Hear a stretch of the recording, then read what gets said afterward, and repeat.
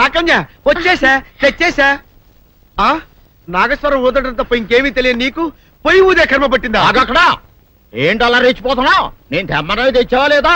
తెచ్చానండి బాబు. ఇదిగో ముక్క, ఇదిగో చుక్క. సారా నా చేతికిచ్చి నా కాడు తీసుకో. కాళ్ళేంటండి బాబు, మొత్తం అన్ని బిసికేస్తాను. మంగారు మా పెళ్లి ఎప్పుడు చేస్తారండి? అప్పుడేనా, ముందు నా కోరిక తెచ్చాలి కదా. చెప్పు మా క్షణంలో తీర్చేస్తాను. ఏముంటాయి, బల్లి బుర్రలో ఉన్న రసాన్ని 1 లీటర్ తాగాలని ఉంది. ఏంటి? ఎద్దు కన్ను, దున్నపోతు గుండె, గుర్రం నాలక ఇవన్నీ తీసుకొచ్చి శనికాల మీద వేసి రంగరించి ఉప్పు కారం జల్లి కటకముక్క మాంసం తీసుకొచ్చి దీంట్లో కలిపి ఉడికించి బటన్ అదేంటమ్మా తిమింగలం మాంసం, అదే తిమింగలం పాలతో చేసిన పాయసంతో కలిపి తింటా నా సామి రంగా. బాబు గారు అయ్యా, ఇదేం బాలేదయ్యా. ఏంటని వనిదే? ఈ బుల్లోని మరీ అంత ఏపుతుండే ఏం బాలేదు. ఏంటే ఆయన చూసిన తర్వాత నీ మనసు దిల్కుష్ అయిపోయిందా? అవునయ్యా, ఆ బుల్లోని ఏడిపించింది చాలు గాని మా ఇద్దరికి ముడిట్టే. నీకు ఇష్టమైతే నాకే ఇష్టమే అమ్మడం. ఆ నువ్వు సంగతి మర్చిపోకు. నువ్వు నాకు కనివైన బేమలో ఉన్నాడు. నీ పెళ్లి అయ్యాక కొంతకాలం సంసారం ఏదాకా అనేదే బేమలో ఉంచాలి, లేకపోతే నీ బతుకు అదిగో అలా బూడిదిపోలు అయిపోతుంది. నాగకన్యా, ఓహోయ్ ఓహోయ్ ఓహోయ్, నా నాగకన్య నాకు దక్కించండి. మీ మేలు జన్మలో మర్చిపోను. ఇదిగా నా మేలు మర్చిపోయినా పర్వాలేదు గాని ఓ సంగతి మాత్రం మర్చిపోకం. ఏంటండి? నా కూతురు పెళ్ళయ్యాక దాని కంటమటగానో నీటి చొక్కన కారిందో కాట్లే పెట్టా కారణమనండి. శబాష్ శబాష్, అయితే నీ షాదీ రేపారా?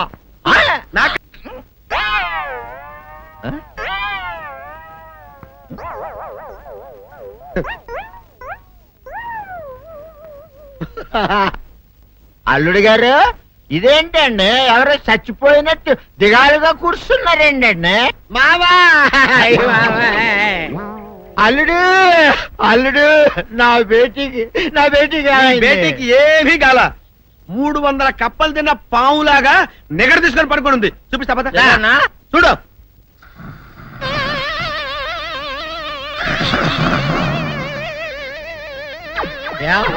ఏమైంది? పొద్దున్నే 10 కోడిగుడ్లు 10 లీటర్లు పాలు తాగటం, తెల్లకిలా పడుకోవటం. మధ్యాహ్నం బండి అన్నం తింటాం, తెల్లకిలా పడుకోవటం. రాత్రి వరకు ఇదే పరిస్థితి. మధ్యలో కర్ర తీసుకుని కొట్టినా లేవదు. మా అమ్మ ఇంటి పని చేయదు, నా ఒంటి పని చేయదు. దీంతో చస్తున్నానంతే. ఓహో, అంతే కదా, అర్థమైపోయింది, సమజైపోయింది. అల్లుడు, నీ కష్టాన్ని సిటీలో తీర్చేస్తా. ఆమె ఉందా? గోల్డ్ ఎంత ఉంది?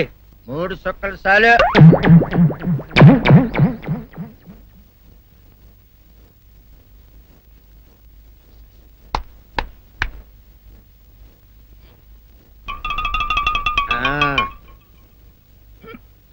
అల్లుడు చెప్పు, ఇప్పుడేం పని చేయాలి? ఉదయం లేవగానే ఇల్లు వాకిలి చిమ్మి రంగవల్లులు దిద్దటం, ఇంట్లో వాళ్ళ బట్టలన్నీ ఉతకటం, వంట వార్పు చేయడం. అంతేనా? అంతే మామ, నీ మీసమదొట్టు. వెంకట సుబ్బమ్మ ఉఠో, నీ కాలు అందరి మీద బయట కట్ట, బయటకు దాలో.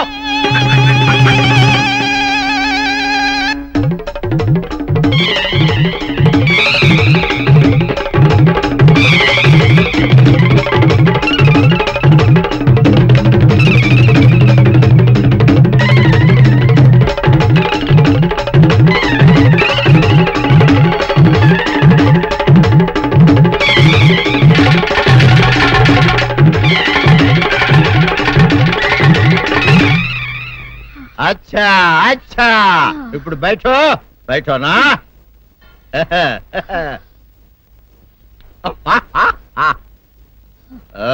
అల్లుడు, ఇప్పుడు అందరికీ సంతోషమే కదా? సంతోషమే. అమ్ముడు వెళ్ళొస్తా, వెళ్తూ. మామ నీ కూతురు ఇంటి పని అంతా శుభ్రం చేసింది. అది అంటే అది మరి ఆ పను నీ పైన. ఓహో, అర్థమైంది అల్లుడు, అర్థమైంది. అల్లుడు, రాత్రికి శోభనంగా అందంగా అలంకరించుకో, ఆ తర్వాత నేను చూస్తా. ఆ శ్రమ నీకెందుకులే మావా.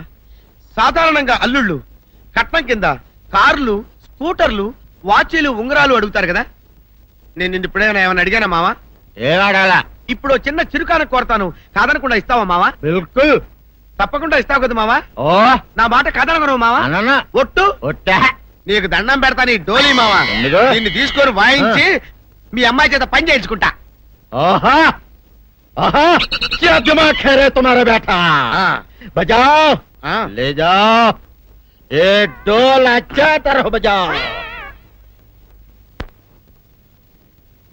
बजाता मावा तू जाओ तू जाओ जा तू रे बजाता मावा బాబు గారు